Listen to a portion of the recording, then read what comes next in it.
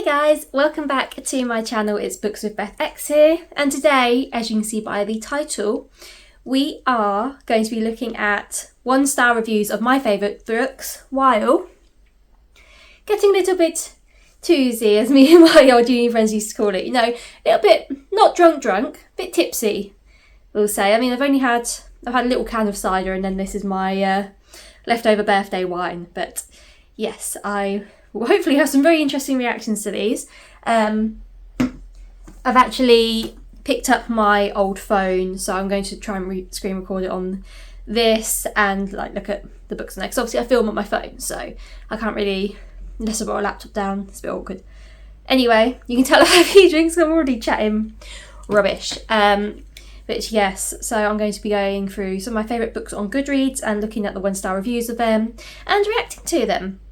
I will also say before I begin, sorry that I've disappeared and there's not been any uploads for a few weeks. It's just been hectic. So over the bank holiday, I think I said I was going to do this video then. The Easter bank holiday in the UK is like a 4-day bank holiday, so you have Friday and Monday off. I did say I was going to try and record this then, but we ended up spending the weekend doing the fences in the garden, which are still not done because the weather went rubbish again. And then it was my birthday, so I was like busy at work, had a few days off for that, and then was back at work again this week. And then I was away with work for about a day and a half for a conference. So it's Friday today. I got back from the conference yesterday. It's been one of those weeks. But if you look at my TikTok, I have posted a birthday book haul, so you can give that a watch if you're interested. It's about just under 7 minutes, I believe, so a little bit longer one, but it's quite interesting, so I recommend giving that a watch. But anyway, yes, we're not here to talk about that. We're here to react to some of my favourite books and their worst reviews. So let's begin. Okay, so I'm recording my screen on my phone, and I've gone through my favourites bookshelf on Goodreads. So I think I've got about 30 in there.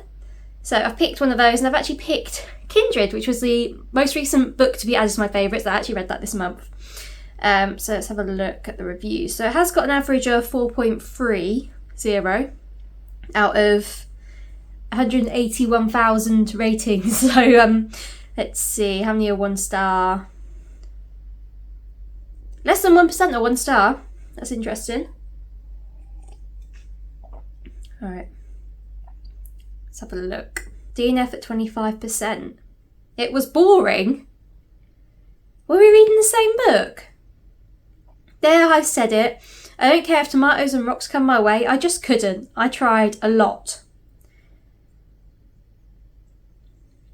I used to read a lot of fanfics when I was younger, and this reminds me of that time. Okay. The only part that kept them reading was time travelling. Okay, fair enough. I don't know how you can find Kindred boring, but I don't know. I'm trying to find really short ones. There we go. DNF this book at 40%. I couldn't get a feel for the characters or the writing. I was disappointed. I wanted to like this book. Well, that's a shame, but I guess you can't like every character, can you? Incredibly boring in every way imaginable. I did sometimes enjoy hating it though, so 2 stars for that. You did give it 1 star though, Mike. How is it boring? There's so much going on in this book. I don't get it. It has been many years since I was disappointed and repulsed by a book. Even books that bore me I will look upon favourably if the content is of value. I found this book to be devoid of any value, but before I go further, let me warn you of spoilers ahead. What? Rashid Abdullah? I mean, I can understand being repulsed by it, because I think the point of the book is to be repulsed by it, let's be honest. But disappointed and bored? Did we read the same book? I don't think we did. Another DNF. I don't know what to say about this book. I don't think there was any attempt to make this seem believable at all. I rarely give a book a 1-star rating, but this one deserves it. Well, I mean, it's a time travel story, so technically it's not supposed to be believable. But from what I've read, maybe they haven't studied slavery in America, but from what I read, it seems pretty truthful of what life was like, apart from maybe the main character, she kind of made friends with the white young boy. But it's because she was saving his life, and even then he still wanted to control over her. So I wouldn't say it wasn't believable, and that was only 10 of the 134 negative reviews. But let me scroll back up. The majority of the reviews were 4 and 5 stars, so we'll go with that. Right, let's pick another one. So as I always say, this is not a Books with FX video if Arif Kwang isn't mentioned when I'm mentioning other books apart from ones that I've read recently. So I've had to do Babel, of course. This has a average rating of 4.28 stars. So scroll down to the 1-star reviews. Let's see how many there are. Oh, 1%.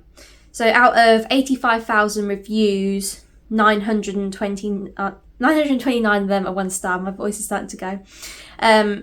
So about 1,000 of 85,000 are 1 star. The majority are 4 or 5 stars. Let's have a look. Hopefully we'll find some short ones. Someone's having a rant. That's a really long one. I ain't got the brain capacity. It's a Friday evening. I'm overcome. That's another reason why I didn't upload. I started getting a cold. It's just like one thing after another. You can hear me trying to get over it. It's probably, to be fair, all the bad eating and all the bad drinking I've been doing, but it's fine. Oh god, that's another long one. No. Has no one done a short review of this? Does everyone have a lot to say? Alright, that's relatively short. This just does not work as a coherent narrative. It glosses over events, hoping readers don't think too hard on them, and relies on way too many plot inconveniences and suspension of disbelief, and the characters are completely flat with no semblance of a personality to be found anywhere. It comes across as an excuse for the author to beat people over the head with themes in every paragraph, which makes it repetitive and patronising and tedious to get through. I will admit there is quite a high... She does mention colonialism quite a lot, but that's the point of the story. If you go into this book not expecting it to be about colonialism, then don't read this book. Because, that's in the blurb, pretty much. And the fact that the characters are completely flat with no personality. Did you read it? Even... I'm so forgetful with characters' names, but even the white girl, the racist white girl, even she had personality. And, the main character's sort of stepbrother had a personality, even though he wasn't in it. Well, I won't say that much. Even the adopted dad has personality. Awful man, but he had a personality. What do you mean there's no personalities? And it is coherent. I understood what was happening the whole time. The only bit that confused me a bit was the magic system. But I think it's not supposed to be easy to understand because it's all about linguistics, which I haven't studied. And probably a lot of people haven't. Oh, someone's comparing it to Ruin and Rising. I have a lot of thoughts and none of them good. Probably the book that has disappointed me the most since Leigh Bardugo's Ruin and Rising, which pissed me off so bad I yelled and ranted about how much I disliked its ending to anyone who would hear it. We'll come back to this. Right, fair enough, whatever. Too long. DNF, 100 pages in and the footnotes are just insulting to the reader. The author uses it to drive her point over and over. British equals bad, white people equals bad. Got it. We all know racism exists and has existed. There are many books about this and have covered harsh realities as well. Racism and oppression have been around since the beginning of humanity, but this is too preachy for my taste. The characters are simply mouthpieces for the author. Yes. Yes, Lauren, you did get the point of it. Even though you DNF'd 100 pages in and you didn't finish the story. I mean, you can... The thing with this, people have their own opinions on things. You can DNF a book. There's books that I should DNF that everyone loves. I'll probably do the opposite version of this video at some point. I think you'd have some wine to... You just don't get the point of it. And I don't think there are many books from the perspective of an Asian author or an Asian main character to do with racism. There's quite a lot to do with black characters or African characters. There's not many about Asians. So I think that's one of the big difference with this book, for one thing. And we've never really, England especially, we don't really study colonialism. I'm English. I grew up here. I even studied history here. I did history at university. I chose to do more Americanized history, so I did the history of America, history of slavery. There wasn't any courses, I don't believe, unless I missed them, on the more like Indo-Chinese side of history, because we did a lot. We killed a lot of people over there, and that is what this book is exploring. So, Lauren, just do a bit of research into history, please. Okay. Oh, what's this one? Oh, that's quite a long one. Oh, this person even hated the Poppy War. Yeah, I'm not even going to bother reading theirs. A lot have been hidden because of spoilers. Let's have a look. That's a really long one. So it basically seems like most people that hate this is because they don't understand that they feel like that racism's been written about too much and colonialism is pushed down your throats too much in this book, which is the point of the book. Okay, let's find another one. Let's stop ranting about this one. Let's do Invisible Women, which is actually behind me somewhere. Invisible Women, exposing data bias and are well designed for men. This one has 4.36 ratings, 92,000 ratings in total. I can't imagine this has too many negative ones, at least probably not from women. Oh, it's only got 694 negative ratings. That's really low, under 1%. Let's have a look. Oh, there's a woman here. Oh, that's a really long one. Oh, look, Mike. Written by a feminist who is looking for inequalities and finds them everywhere. Well, in the direction of a female victim. It's fair to discuss heart attack symptoms differing in men and women, and certainly this info should get out there, especially as women become more obese. She mentioned that she was angry and upset while writing this book, Royal Society Prize, and I believe that is why she couldn't see alternative explanations for her many complaints. Oh my god. Oh my god, he's married. Just look at the data, mate. That's the whole point of this book. So, if you don't know, Invisible Women basically uses data to explain why areas where women have been disadvantaged, and I don't know how to explain it properly, but it looks at things like women are more likely to die in car crashes because the test dummies used are like the average human size or the average male size. Same with vaccines. They don't test vaccines, or most vaccines, on many women, which is why we tend to have more adverse side effects, including like contraception and things like that. And then there's a case where they brought out a contraceptive pill for men that had hardly any symptoms, but they rejected it because men were getting depression and things like that, which any woman who has taken a contraceptive pill, or any form of contraception, unless it's like a condom or whatever, knows that there's going to be side effects, and we put up with it because we don't want to get pregnant because we know what men are like.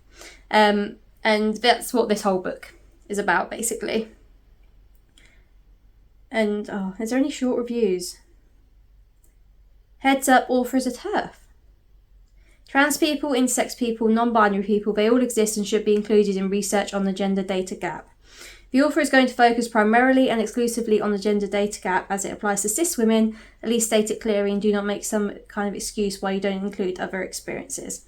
So again, as I said, yes, of course, trans people are important. We need to consider them in a lot of things. But in this case of the book, it is focused more on the average woman rather than... Because if it was on the average trans woman, for example, the data was still pretty much work for... They're still slightly more advantaged in terms of how they're advantages for men, unless it's a trans man, obviously. So I don't think that really counts too much. But I can understand their perspective. That makes sense. Any shorter reviews?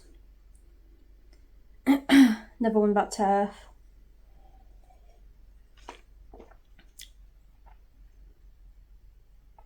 Another one about trans people. I can understand that. Maybe she should do some more research into the trans side of it, LGBTQ plus side of it, but then she'd have to probably write a whole nother book because there'll be a lot more findings from that.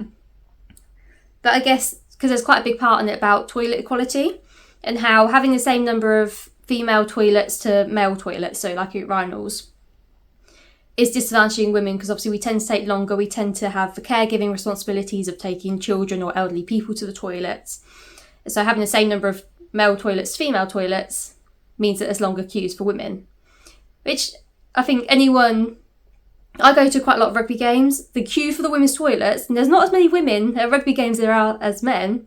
The queue for the women's toilets is also always massive. So I feel like the author probably could look into that in terms of like gender neutral toilets. She also goes into more detail about toilets in other countries where toilet access is not as good as in Western first world countries, and there's quite a lot of issues with that.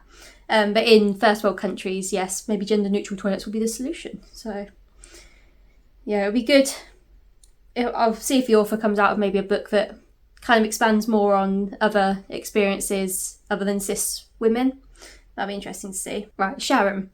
When the author complained about the lack of pockets in women's clothing, I wanted to say to her, but learn how to effing sew one yourself.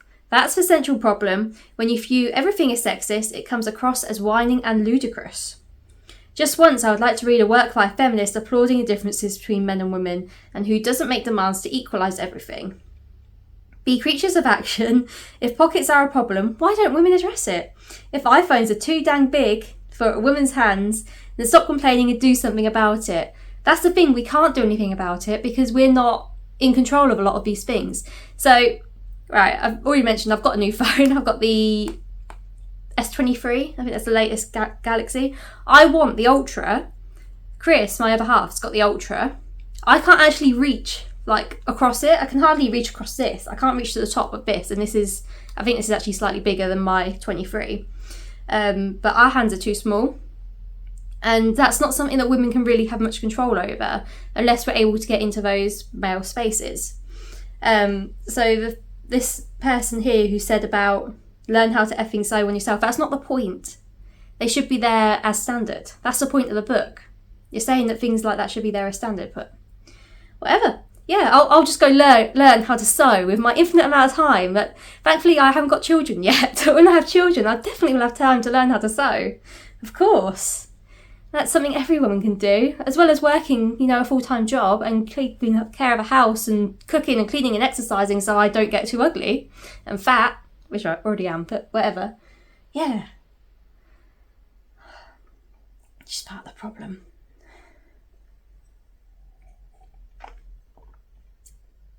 Another one saying the author is a TERF. Okay. Right, I might have to look into that then. Because if she is, then I'll probably have to remove my review. But hey, this is why we read. I mean, I am drinking, but it's why we read negative reviews, because sometimes you learn things about authors that you didn't know. Like, I've learned some interesting things about Colleen Hoover recently, and Sarah J. Maas as well. So, should we do that? Oh, A Man Called Ove. We'll do that. So this has got 4.38 overall, which is really good. Oh my god, a lot of ratings. 899,000 ratings, probably helped by the recent film that's come out. But it was already popular anyway. I need to watch the original film and the new one, and I want to do a video series, so I'm looking at book adaptions and whether they're worth watching or not, and whether they're as good as the book or not, which most cases they're probably not. But I want to do a video on that. Anyway, so I gave this 5 stars, of course, because all of these are 5 stars. Let's go down. So there's 8,644 1-star reviews. That's less than 1% because there's almost 900,000 reviews. Let's have a look.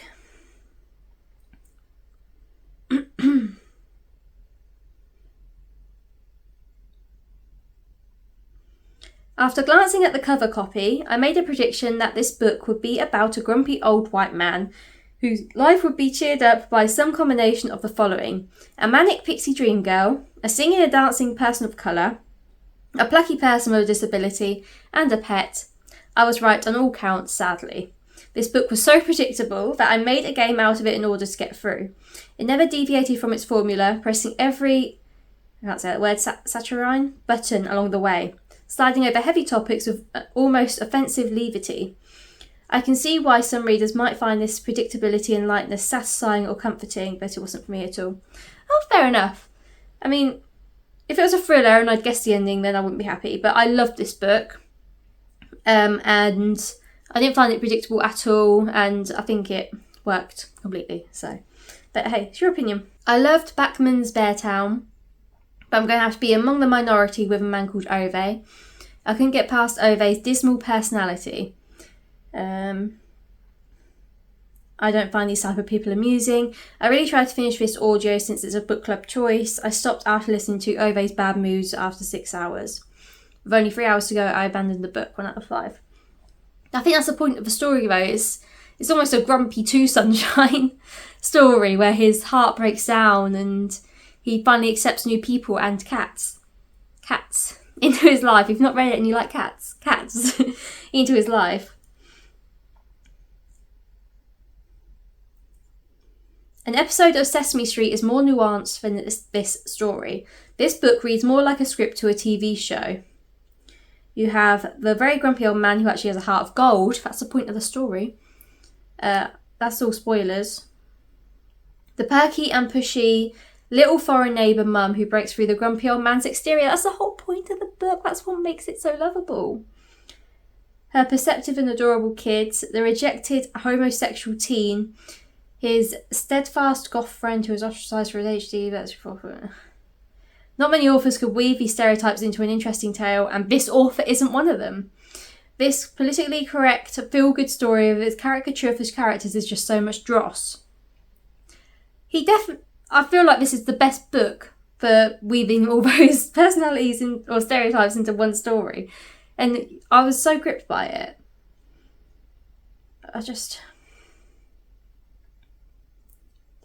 Sometimes you read these and you're like, did I read the same book? Utter tosh. This is bad in so many ways. Lame humour. I don't think there's much humour supposed to be in it anyway. Stereotypical characters, predictable events, poor translation. A total waste of valuable reading time. How on earth do books like these become so successful?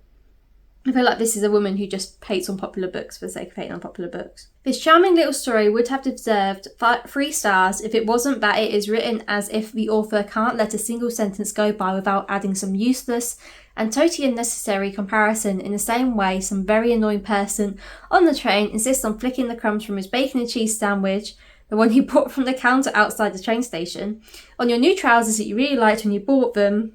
But now you've worn them 2 or 3 times, you find they're a bit uncomfortable around the waist, and although that could be because, and so on and so on, so on and so on. Whew, I've written a breath there.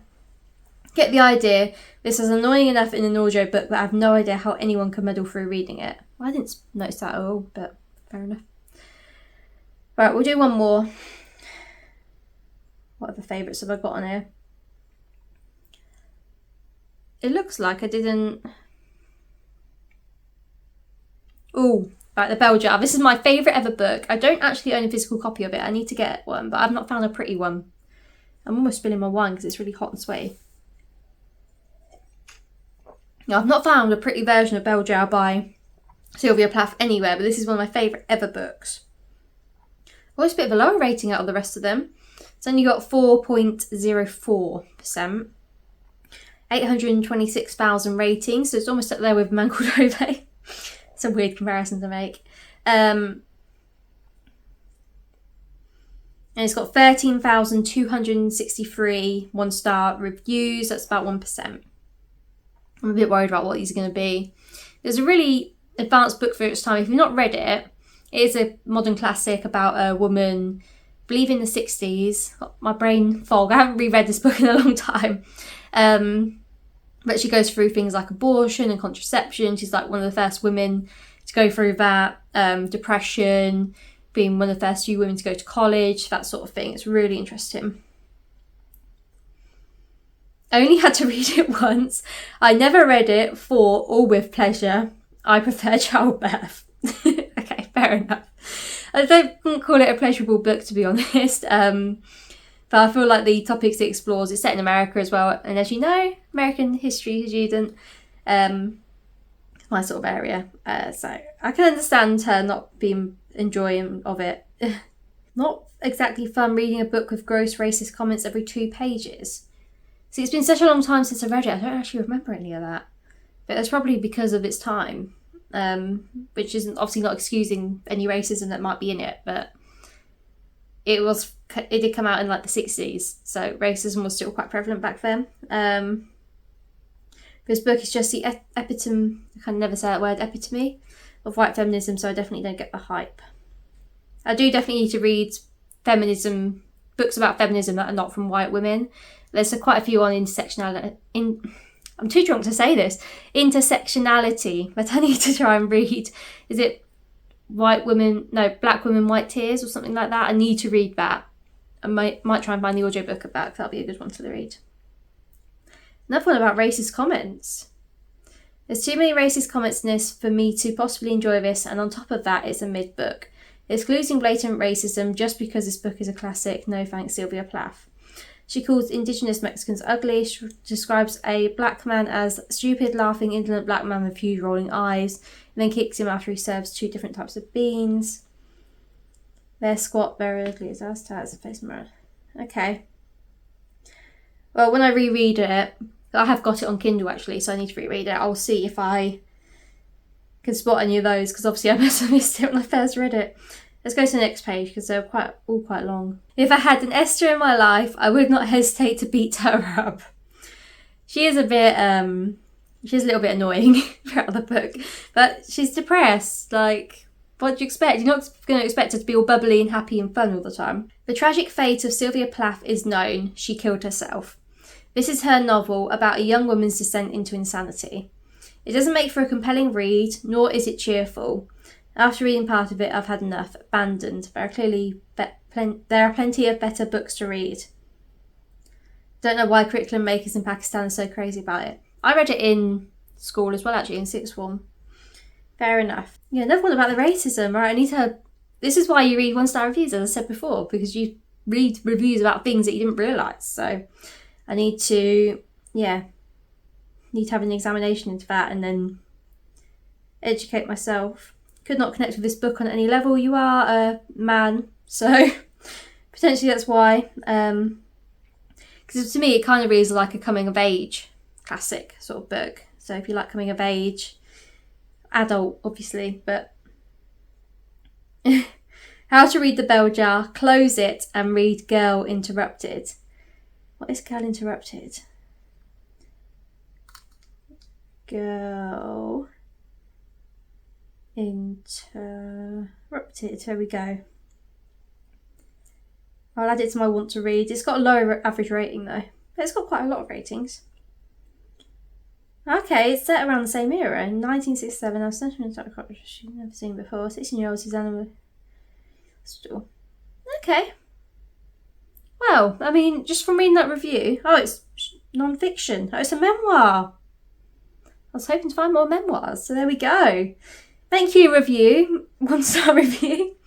I found another book to read. Do not read under any circumstances if you are depressed. To be fair, I was probably depressed when I did read it. And I feel like it did help me understand myself a bit more. Rather myself, maybe more depression, a bit more. Because obviously it was very different back in the 60s rather than modern day. Racist as hell, great book theoretically, but the racism just ruins it.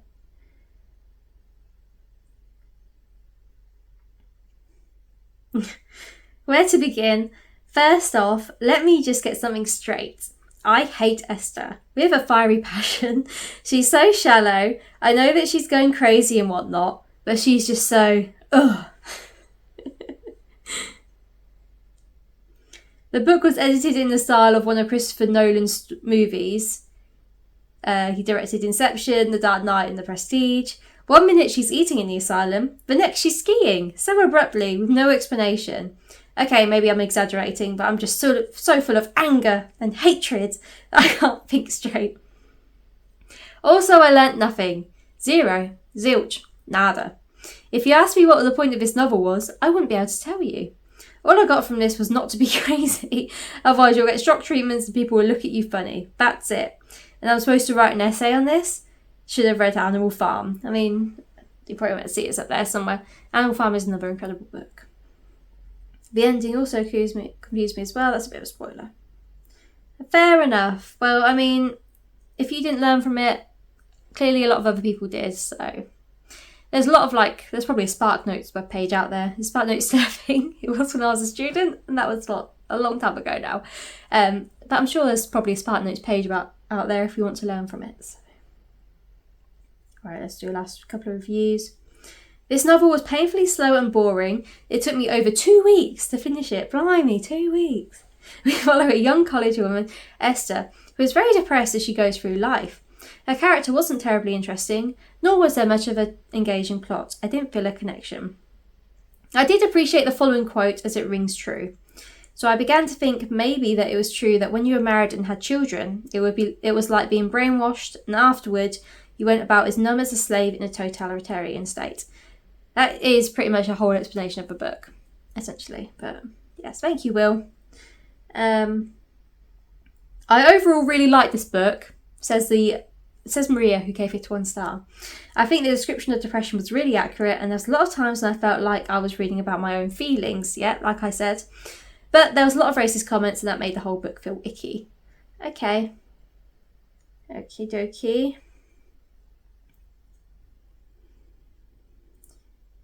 It would have been 1 star. You gave it 1 star. But that's reserved for books I DNF, which I was so close to doing. Also put me in a slump.